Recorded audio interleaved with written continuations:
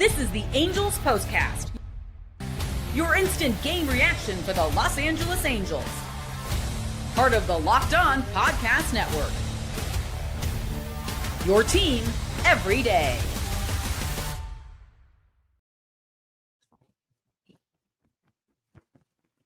Come on!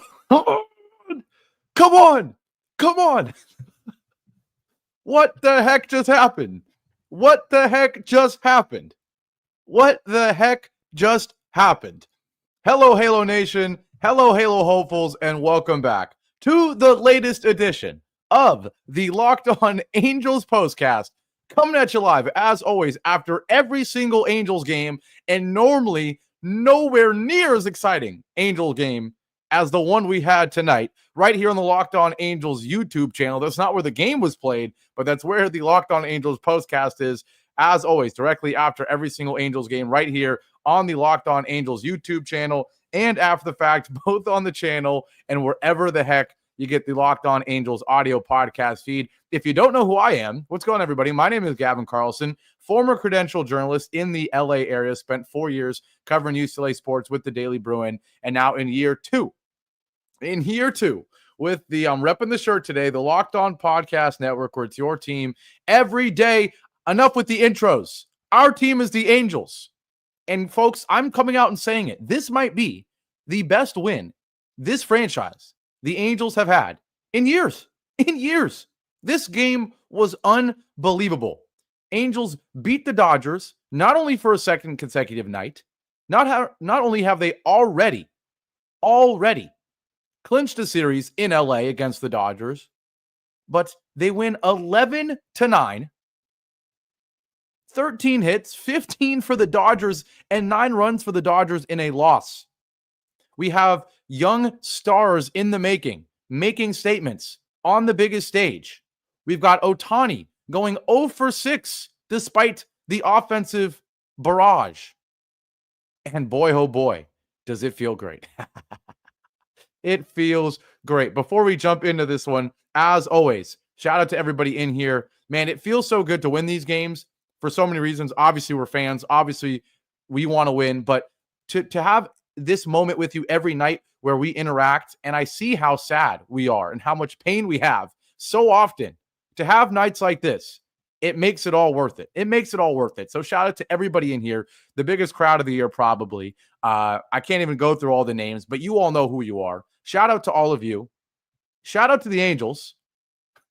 The comments are already making me laugh. They're saying Lugo's the next Mike Trout. They're saying, what the heck? Kevin Newman knows how to play baseball. Hilarious, hilarious, hilarious. Let's jump into it. You know me. You know I would love to do the turning point. There isn't a turning point in this game, most likely. Actually, you know what? You know what? I changed my mind. I was going to come in here and say, how in the heck could you have a turning point when there's 20 runs, 28 hits, and what? There's only 2 innings that neither team scored a run in the entire ball game. But you know what? There is a turning point. Let's get to it. Time to reveal where the game was won or lost. It's the turning point.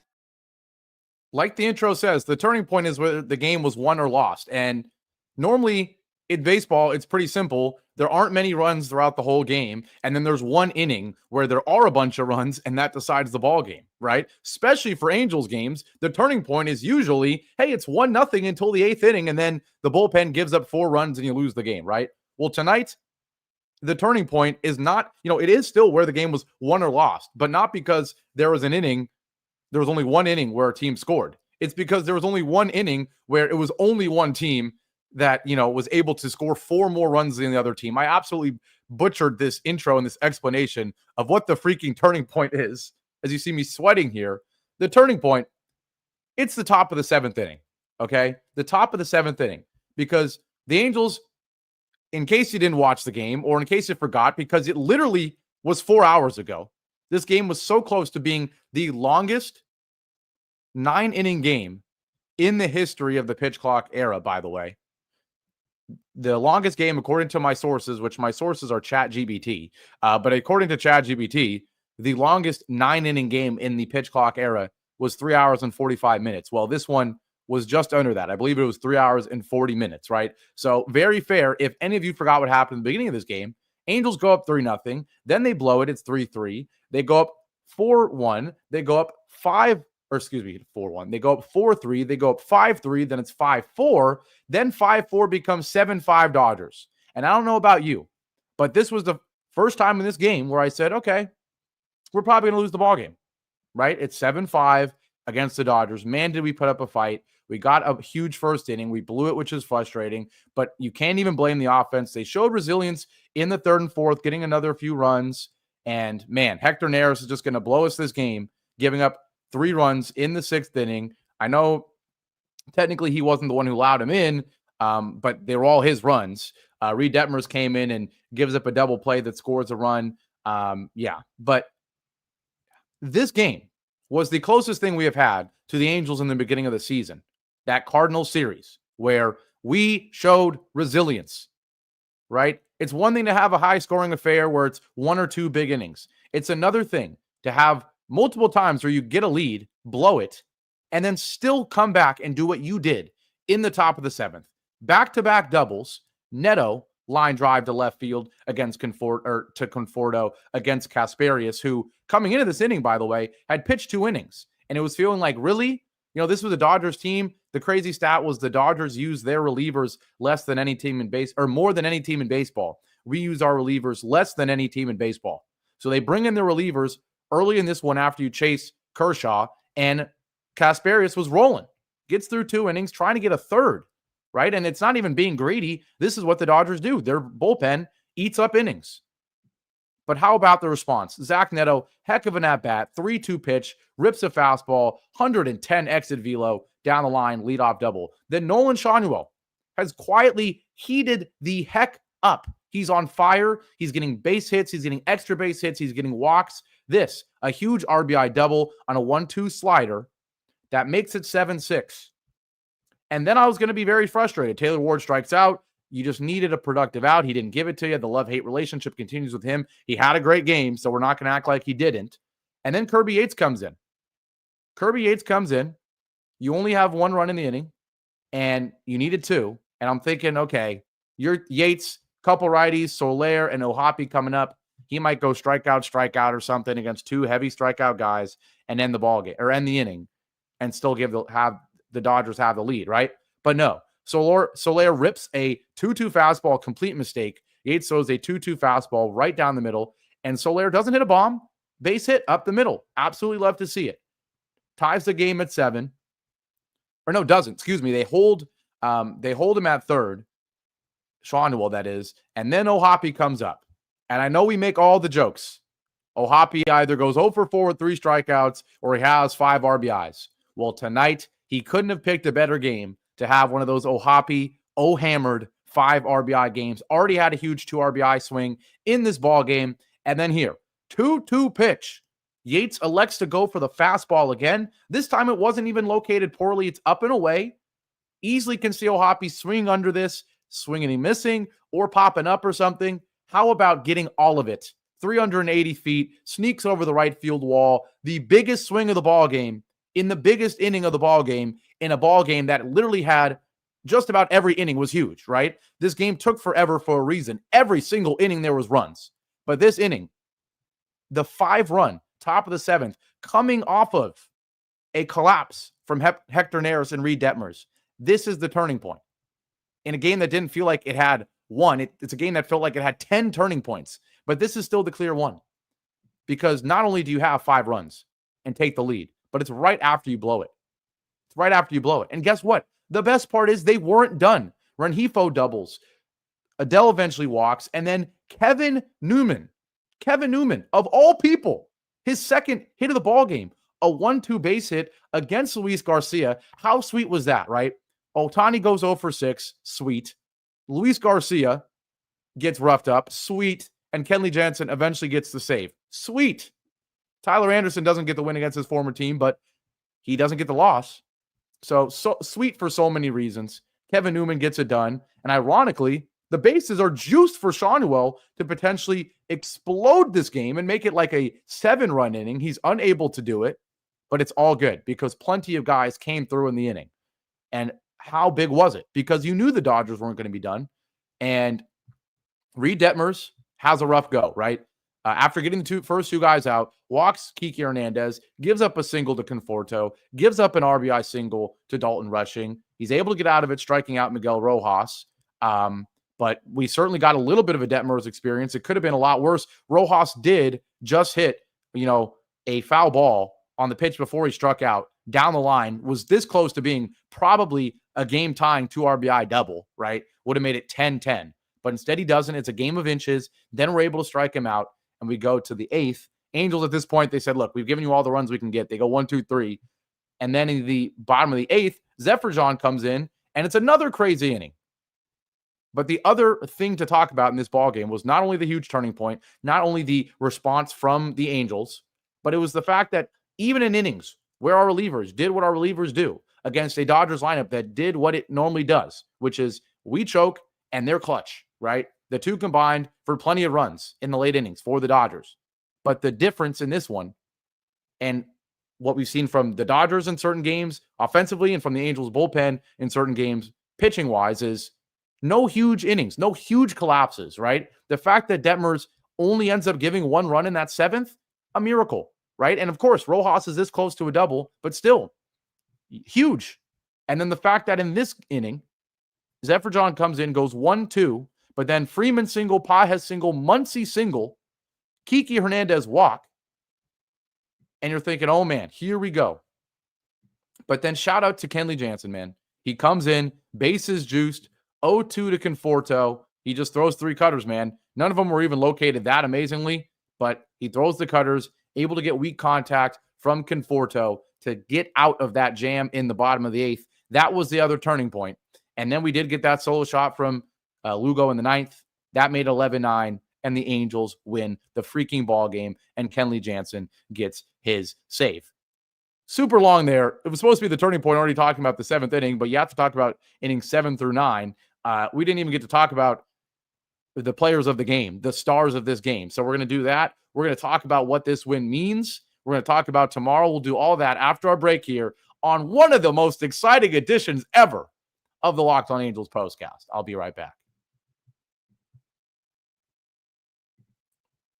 Now, today's show is brought to you by Game Time. Have you ever decided at the last minute to head to a ball game with friends or family? Maybe it's a game day and you suddenly realize that the Angels are going to beat the Dodgers 11-9, and you suddenly want to be in the stands at the last minute. Well, that's exactly where Game Time comes in.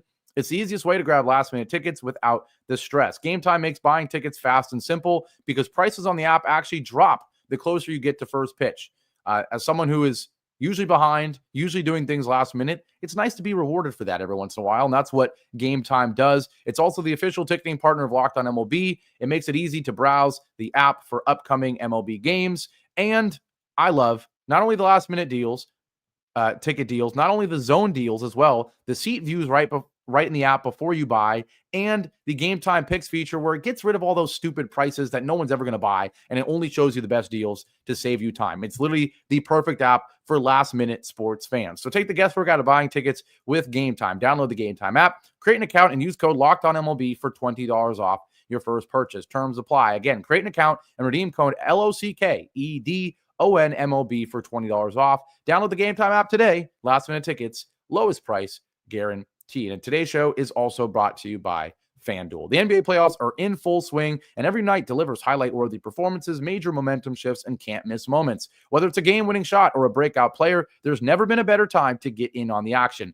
FanDuel makes it easy to stay in the game before tip-off and live. With player props, performance trends, and same-game parlays, fans have more ways than ever to play smart and win big. I used it when I was in New York last summer, both at the Barclays Center, at Yankee Stadium. It's great. The app, whether it's in the game, whether it's before the game, it's quick, it's efficient, it's easy to navigate. And FanDuel always has great promotions such as this. If you're new to FanDuel, it's the perfect time to sign up because if you head to FanDuel.com and place your first $5 bet, if it wins, you'll get $200 in bonus bets. So make every moment more with FanDuel, official sports betting partner of the NBA. Back here live on just an absolutely positively fantastic edition of the Locked On Angels Postcast. Angels 11, Dodgers 9. Angels 11, 13 hits, 11 runs. And it wasn't just home runs. It wasn't just 1 or 2 innings. It was 1, 2, 3, 4, 5 different innings where you score, a 3-run first, a 5-run seventh, runs in the third and the fourth and the ninth. And all the guys you want to come through came through in this one.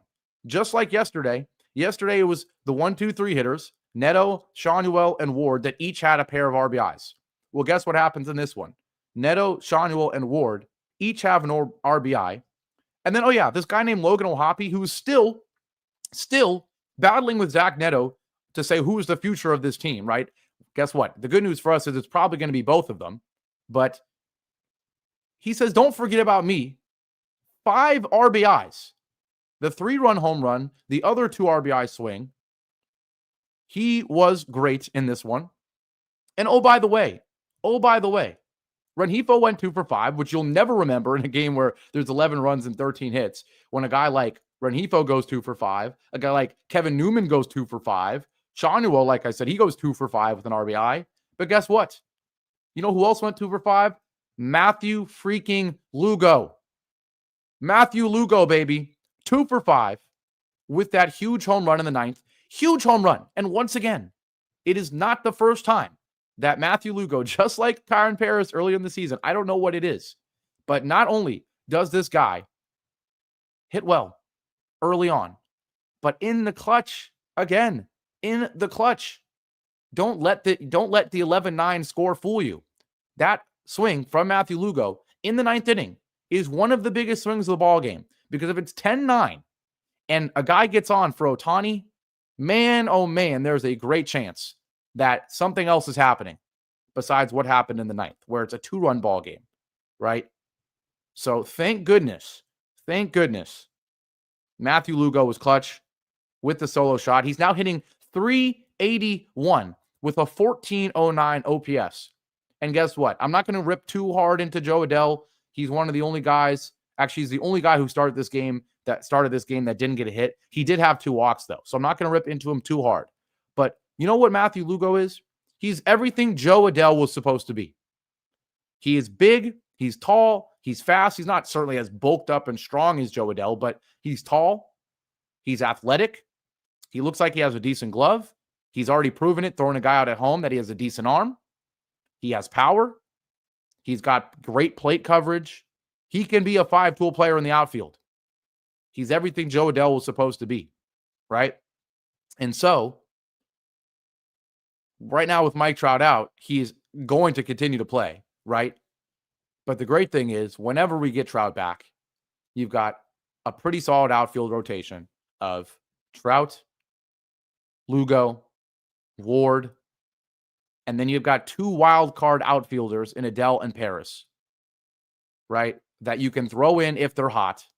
And if they're not, you don't need to rely on them, right? And so, yes, JDEE is absolutely right here, saying we were saying this about Paris months ago.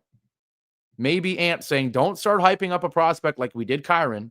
Need more, but a great start. I agree. But I also agree with Eric saying he needs to play every day. Arnold saying he needs to play every day. He needs to. And I think the difference with him and Kyron Paris is we saw Kyron Paris last year look awful, right? We saw him look awful. And then he had a great offseason, a great spring training. We know the Aaron Judge hitting coach, and then he had a great start, right? But there is a sample size of him not being great in the majors. And I know it's his first season, and no one's supposed to be great, right? But Lugo, we don't have a sample size of him being bad in the majors. All we have is this 21 at-bat career. And in 21 at-bats, he's got 8 hits. He's got 3 home runs. He's got 6 RBIs. He's got 5 runs, a 381 average, a 409 on-base percentage, a 1409 OPS, right? So I totally agree. We don't want to jinx Lugo the same way we might have jinxed Kyron Paris. But the good news is we have not seen an MLB stretch where Lugo hasn't been this good, whereas we did see that with Paris last year. And so now it's looking like a guy who made adjustments, got hot, and then the majors adjusted to him and he hasn't been able to adjust back, which is actually what happens for most Angels hitters, right? So don't get me wrong. There will be an adjustment to Matthew Lugo. He's making noise, not just noise in terms of the Angels or even in the AL West or anything. He's making national noise at this point because he's now had 2 great games against the Dodgers and 2 wins against the Dodgers. So people are going to start talking about him, right? The same way they started talking about Kyron Paris. And pitchers and teams are going to adjust and find his weaknesses. But the good news is he hasn't made an adjustment yet, right? Paris had to adjust to the majors, and then the majors adjusted to him. And now he hasn't gotten it back. Lugo has sprung out of nowhere. He's unbelievable. The MLB will adjust, but then he'll get to adjust back, right? It's a game of chess, and right now he's got the upper hand. He's got the upper hand on the rest of baseball. So that's fantastic. That's huge. That's part of the future. O'Hoppe, 5 RBIs. That 3-run home run was unbelievable. He's part of the future. Schanuel, as much as we love to doubt Schanuel at second in the order, he's getting it done, man. He's getting it done. 264 average, and that'll keep rising. The OPS is 714. And the on-base percentage, right? Because there was a stretch where he wasn't getting hits, but he was getting walks. The on-base percentage is 349. So his regular season stats are, he's now up to 776 at-bats as a professional. Another 148 this year. And they're looking pretty similar, right? Despite him having horrible starts to previous seasons. And kind of this one, right? He is starting to kind of prove to you what he is. He's a 260 average, 350 on-base percentage, over 700 OPS player. And is that amazing? No.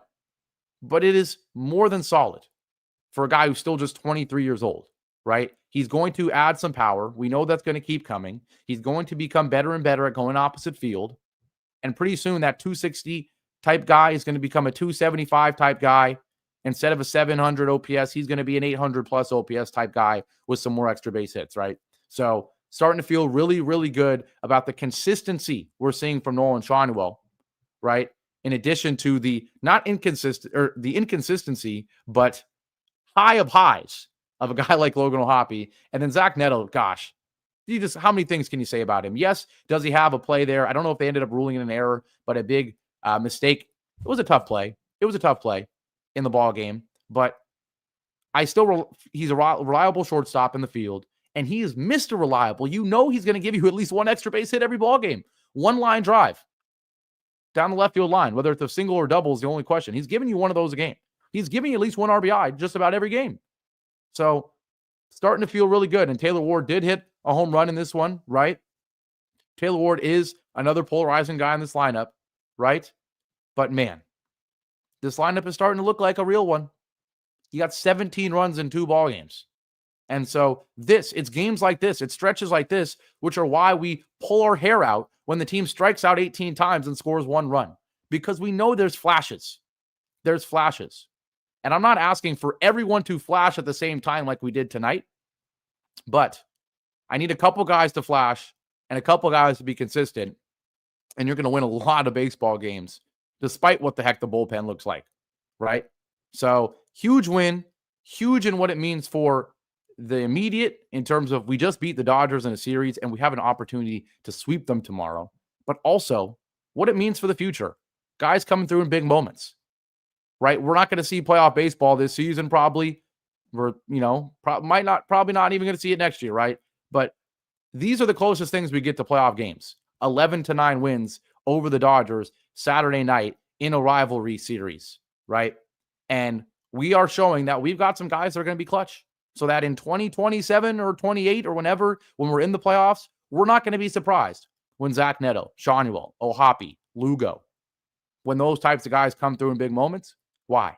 Because of little random games like this in 2025 where the Angels, the 19-25 Angels are clutch, right? That's what this is all about. So huge win. You're 2-0. You already win the series against the Dodgers. And now you have an opportunity tomorrow to clinch a huge freaking sweep. A huge freaking sweep. It would be the best series in years for the Angels. No doubt about it. Kikuchi against Gonsolin. Oh, what it would mean to Kikuchi to finally get his first win as an Angel against the Dodgers. Tony Gonsolin's been great, though. So should be an interesting one. Day game tomorrow. So I will be here Um, 1:10 first pitch. Hopefully the game doesn't take 3 hours and 45 minutes like it did tonight. But whenever the freaking game ends, I'll be here with my thoughts. Embrace and hopefully another win with all of you. But with all that being said, we're going to wrap this one up. Actually, real quick, I almost forgot to do it. We got to do it. This is the Locked On Player of the Game. It is Logan O'Hoppe with those 5 RBIs. Matthew Lugo gets an honorable shout, as does Nolan Schanuel and everyone else. But with all that being said, we're going to wrap this one up. Have a great rest of your Saturday night. I don't know how you can't, unless you're on the East Coast and it's 1:30. You have to have a great Saturday night by now. I've got people asking me how you can contact me directly. Hit me up on Twitter or X, whatever you call it, right here at Gavin Carlson _ follow me, DM me. I will respond. The plan is still to make it out to a game soon. Obviously, that was supposed to happen and some family stuff happened, but I will absolutely still make that happen. But yes, if you're asking about how to contact me, that's how you can do it. But with all that being said, again, another 18-minute show, folks. That's now going on a minute 27. Have a great rest of your Saturday night, everybody. Angels 11, Dodgers 9. We run Southern California, and we'll be back here tomorrow. Take care and go Angels.